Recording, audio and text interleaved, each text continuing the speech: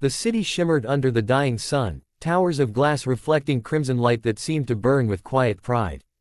Inside one of those towers, on the topmost floor, Rajiv Mehta stood before his office window, gazing at the city like a king surveying his kingdom. His phone buzzed relentlessly, messages, calls, reminders, the rhythm of his life. He answered one call without even checking the name. "Tell him to close the deal before 5, he said sharply. "No excuses." The voice on the other end stammered a reply, but Rajiv had already hung up. His reflection in the glass was tired, older than he remembered. His once black hair was streaked with silver, his face lined by years of ambition and endless nights. Yet, he smiled faintly to himself. The pain was worth it. Every wrinkle, every scar, a testament to the empire he had built. His assistant entered softly, clutching a tablet. "Sir, your son's graduation is today. You asked me to remind you." Rajiv didn't turn around. "I remember. I'll be there after this meeting." "Sir, the ceremony starts in 1 hour, she said gently. "Then they'll have to wait," he replied without emotion. "I can't reschedule clients for a school event." The assistant hesitated, wanting to say more, but the sharp look in his eyes stopped her. She nodded and left silently, her footsteps fading down the marble hall. Rajiv returned to his desk, flipping through documents, his mind focused on numbers, contracts, opportunities. The world outside didn't exist, not his family, not his body, not time itself. The phone rang again, his son's name flashed on the screen. For a moment, Rajiv's hand hovered above the phone, but then he sighed and pressed decline. "He'll understand," he told himself. "One day he'll see why I did all this." The meeting began, stretching endlessly like all the others. Voices droned through the speaker, graphs and projections filled the screens. Rajiv's mind, though sharp as ever, felt heavy. Somewhere deep inside, a small voice whispered that something was wrong, not with the numbers but with his life. He silenced it with another sip of black coffee. When the deal finally closed, the room erupted in congratulations. Rajiv smiled thinly, shook hands, and gathered his papers. He checked the clock, 8:45 p.m. The ceremony was long over. For a moment, he stood still, the faint echo of applause from the meeting fading into silence. He walked out of the building into the cool night air. The city pulsed with lights and life, cars streaming like veins of gold across the streets below. On the passenger seat beside him lay a small bouquet of flowers, white lilies, his son's favorite. He had bought them that morning, determined not to forget this time. Now they drooped, petals browning at the edges. By the time he reached the auditorium, only the janitors remained, sweeping confetti from the floor. Chairs were stacked, and the banner, "Congratulations, graduates," fluttered weakly above the stage. Rajiv stood there, bouquet in hand, staring at the empty seats where his family had been. He could almost see his wife's disappointed eyes, his son's forced smile as he looked toward the door, hoping. He sank into one of the chairs, exhaustion pressing down on him. He had won every battle in business, but he couldn't shake the feeling that he had lost something far greater. When he reached home, the house was quiet. The lights were dim, the dinner cold. His wife sat at the table, her arms folded. She didn't raise her voice, she didn't need to. Her silence was heavier than anger. "You missed it again," she said softly. Rajiv sighed, loosening his tie. "I told you, there was an important meeting. It couldn't wait." She looked at him for a long time, her eyes tired. "Everything in your life is important, except the people in it." He wanted to argue, to defend himself, but he couldn't find the words. "I'm doing this for us," he said weakly. She shook her head. "No, Rajiv, you're doing it for you." He turned away, pretending not to hear. He walked into his study, flicked on the desk lamp, and sat before the computer. The blue light illuminated his weary face. His inbox overflowed with unread emails, deals pending, clients waiting. It was a comfort, a world he could control, unlike the one slipping from his hands at home. Hours passed. The city outside went to sleep, but Rajiv kept working. The ticking of the clock became a dull pulse in the background. Around midnight, he stood and stretched. A sharp pain shot through his chest. He froze, hand clutching his heart. It faded after a few seconds, leaving him breathless.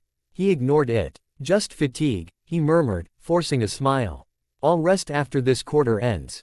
But rest never came. The pain returned the next evening, stronger this time. He was sitting in his office when it hit, a crushing weight, a suffocating burn spreading through his chest. Papers scattered as he tried to reach his phone. His vision blurred, his breath came in gasps. He collapsed onto the carpet, the city lights outside fading into streaks of gold and gray. As darkness pressed in, memories flashed before him, his son taking his first steps, his wife laughing as they danced in the rain, his parents blessing him before he left their small village. All the things he had once lived for, all the faces he had forgotten in pursuit of more. He thought of the boardroom, the applause, the power, and realized none of it mattered now. Not a single deal could save him. Not one of his trophies could speak his name with love. He tried to call out, but his voice wouldn't come. He reached weakly toward the phone on his desk, but it slipped from his trembling hand and clattered to the floor. The sound echoed through the empty office. The room grew cold. The hum of the city seemed far away. Rajiv lay there, staring at the ceiling, gasping, his mind filled with faces he hadn't seen in years. The truth came crashing down with unbearable clarity. He had chased shadows his entire life, and in doing so, had lost the light. The office door burst open. His assistant's voice cried out, but it sounded distant, fading into the dark tunnel of his thoughts. As his consciousness slipped, Rajiv felt only regret, sharp, cold, and endless. For the first time in decades, he wished not for success, but for a chance, just one more day to tell his son he was proud, one more night to sit with his wife without checking his phone, one more morning to watch the sunrise without rushing to conquer it. But the world was silent. The empire he had built stood tall outside, glittering against the night sky, a monument to everything he had gained and everything he had lost. And as the light dimmed from his eyes, Rajiv finally understood the cruelest truth of all, that no amount of wealth could buy back the moments you chose to ignore. The world came back slowly, like the first rays of dawn breaking through mist. Rajiv opened his eyes to a white ceiling, a faint antiseptic smell filling his lungs. For a moment, he couldn't move. There was a dull ache in his chest, a heaviness that seemed to press him into the bed. Then he heard a soft sound, someone crying quietly. Turning his head, he saw his wife sitting beside him, her eyes swollen, fingers gripping his hand as if afraid to let go. For the first time in years, he saw her not as a part of his busy life, but as the woman who had once waited at train stations for him, who had smiled through his endless absences, who had grown tired of being second to his ambition. She noticed his gaze and quickly wiped her tears. "You're awake," she whispered, her voice trembling. "You scared us." He tried to speak, but his throat was dry, his lips cracked. She poured some water and helped him drink. Even that small act, her gentle hand behind his head, filled his heart with warmth he hadn't felt in years. "Where am I?" he managed to ask. "In the hospital," she said softly. "You collapsed at work. A heart attack," the doctor said. "You're lucky they found you in time." Lucky. The word felt strange. For so long, Rajiv had defined luck by contracts, numbers, success. Now, lying helpless in a hospital bed, luck meant breath. It meant heartbeat. It meant her still being here. The door opened, and his son entered, taller than he remembered, his face sharp with adulthood but his eyes still kind. Rajiv felt something twist inside him. His son came forward and clasped his hand. "Hey, Dad," he said quietly. "Don't talk too much. Just rest." Rajiv's eyes filled with tears. He had missed his son's graduation, missed years of his life, and yet the boy was here, holding his hand with love instead of anger. It broke him in a way success never could. The doctor came in, checked his pulse, nodded approvingly. "You're stable now, Mr. Mehta. But this is a warning. Your body has been under too much stress. If you don't change your lifestyle and your priorities, next time we may not be able to save you." When the doctor left, silence filled the room. Outside the window, the city shimmered in the night, but Rajiv no longer felt pride seeing it. That skyline had been his dream, his identity, but now, it seemed so distant, like a world that had never truly belonged to him. He turned to his wife, his voice trembling. "I'm sorry," he said. She shook her head, trying to stop him. "Don't. Just focus on getting better." "No," he insisted, his voice weak but firm. "I've been blind for too long. I thought I was doing it for us, for the future, but I was only chasing my own reflection." His wife's eyes softened. She said nothing, but squeezed his hand tighter. Sometimes forgiveness doesn't need words, it's spoken in silence, in the warmth of a touch. That night, when they both drifted into sleep, Rajiv lay awake. Machines beeped softly beside him, counting the rhythm of his fragile heart. He stared at the ceiling, the sterile white reminding him of empty pages, all the things he could still fill, if only he chose differently. He thought of the years that had slipped away, the birthdays he had missed, the laughter he had ignored, the quiet mornings when his wife drank tea alone by the window. He realized that success had not made him richer, it had only cost him everything that mattered. The next morning, when the doctor allowed him to walk a little, his son helped him down the corridor. Each step was slow and painful, but strangely peaceful. He saw other patients, old men, young women, even children, all fragile, all mortal, all equal before life's final truth.